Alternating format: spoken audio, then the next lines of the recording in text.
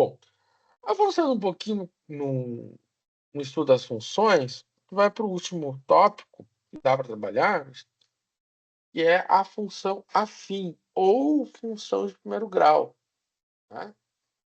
Tanto faz chamar de afim, função de primeiro grau. Mas a função afim, né, como é que eu defino ela, né?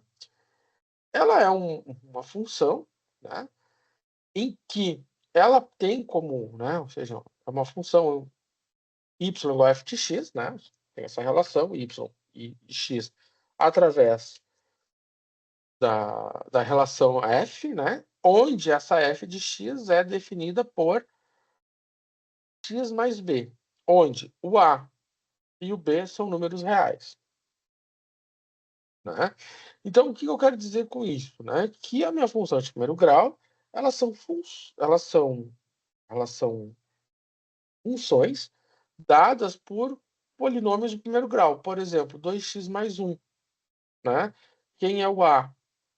O a é 2. Quem é o b? É 1. G de x igual a menos 5x mais 6.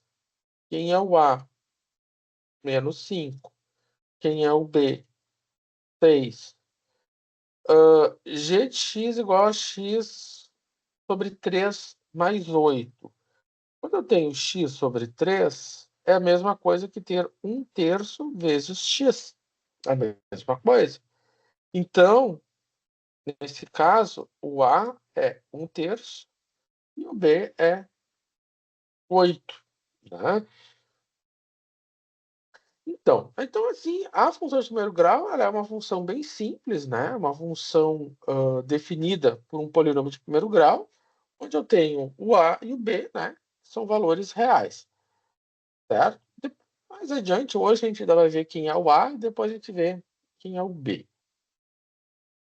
Bom, vamos ver uma situação, né, onde eu posso usar uma função de primeiro grau para modelar essa situação problema. E a gente vai ver que a função de primeiro grau é uma função que aparece nos problemas mais simples, né. Ela serve de modelo para situações muito simples e ela funciona muito bem. E realmente, né. Por exemplo, um trabalhador autônomo que cobra, né, R$ 250 mais R$ 110 por hora de trabalho, então isso aqui é o valor fixo,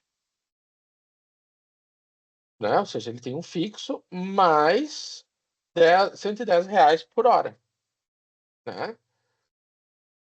E aí o que que eu tenho? Eu tenho CY, né, é o valor que o trabalhador recebe, tá, então, ou seja, o Y é o salário, vamos botar aqui, chamar assim. Após "X" horas de trabalho, ou seja, o tempo de trabalho.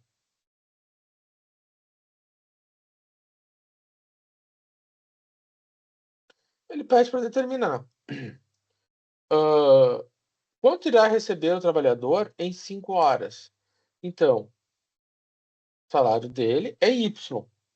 Então, ele tem um valor fixo de 250 mais 110 por hora. Como ele trabalhou 5 horas, então ele vai a continha é essa, bem simples, né. Ou seja, a parte fixa, R$ 250 mais 110 por hora. Como ele trabalhou 5, 110 vezes 5.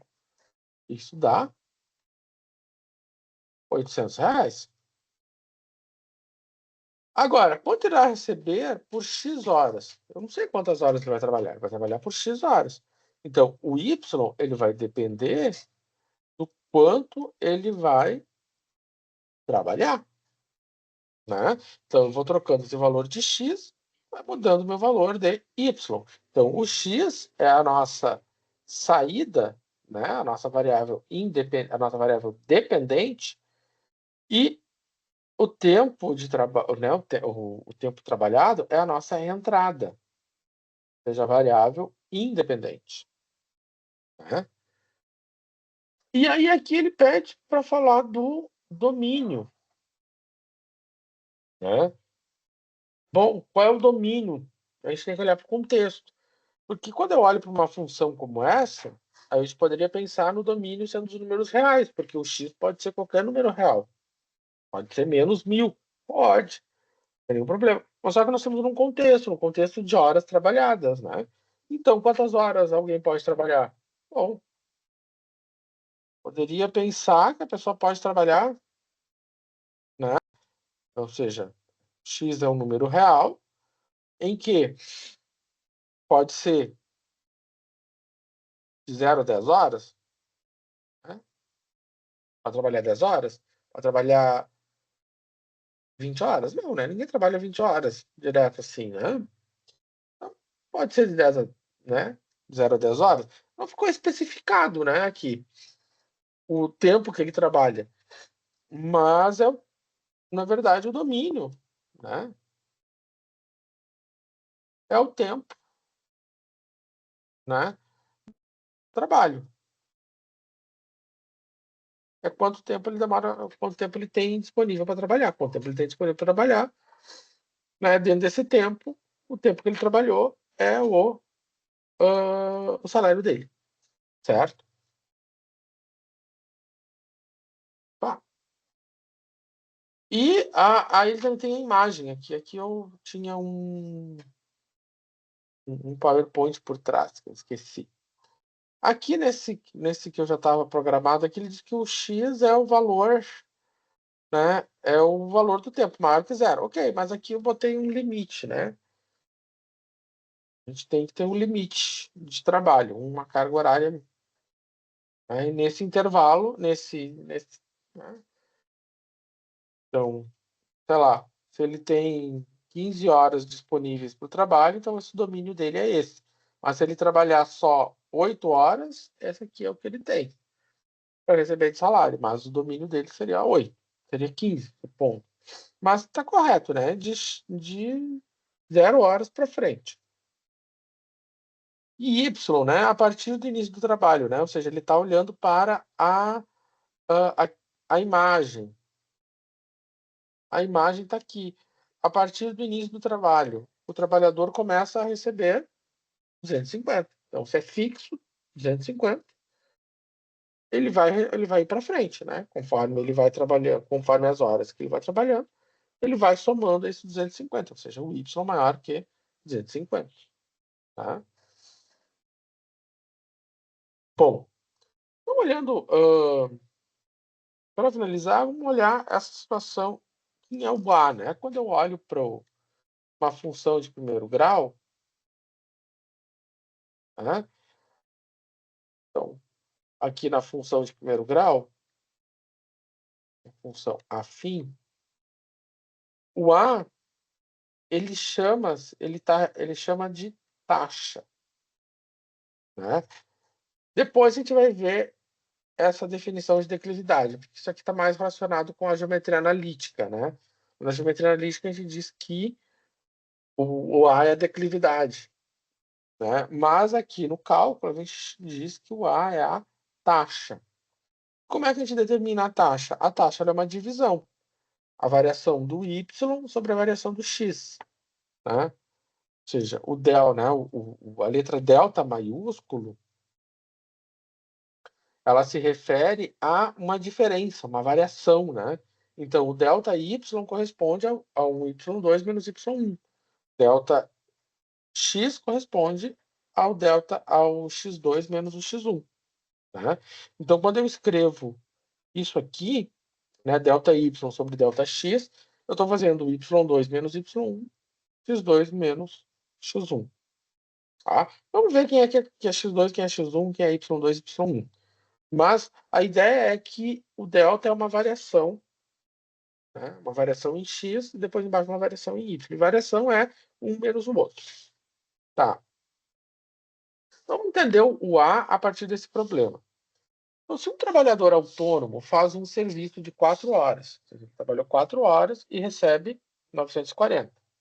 E depois faz outro serviço e recebe 1.300 por 7 horas.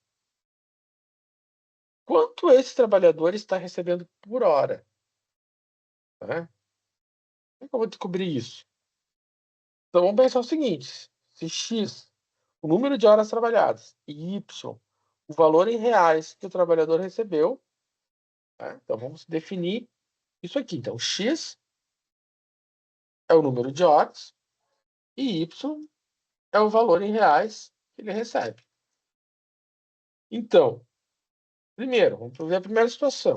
Em 4 horas, ele recebeu 940. Então, vou botar aqui X1. X1, 4 horas, Y1, 940. Agora, ele trabalhou 7 horas. Então, X2, 7, Y2, 1.300. Então, como é que eu vou descobrir quanto ele recebe por hora? Dessa maneira.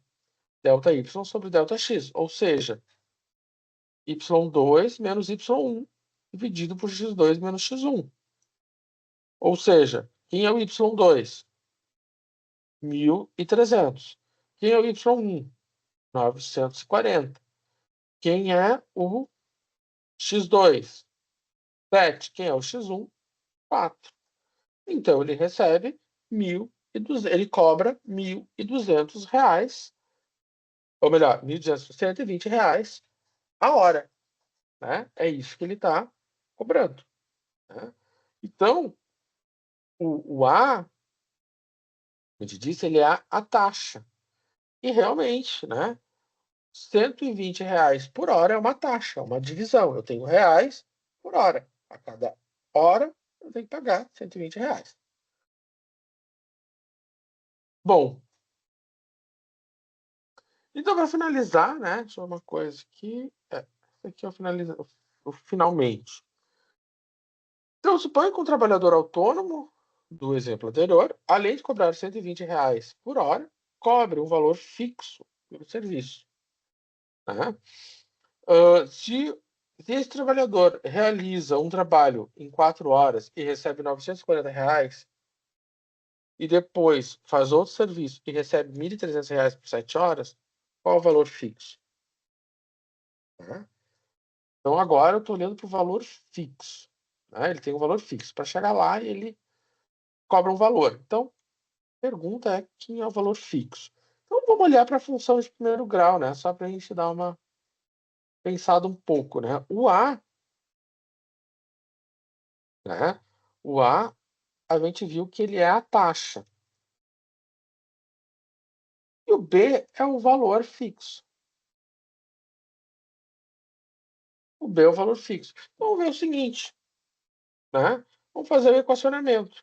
O valor recebido é igual a 120, que é a taxa, vezes as horas trabalhadas, mais o valor fixo.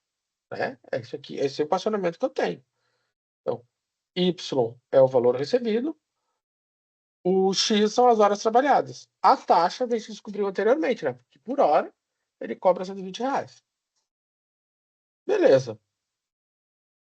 Então, o que que nós temos? Né?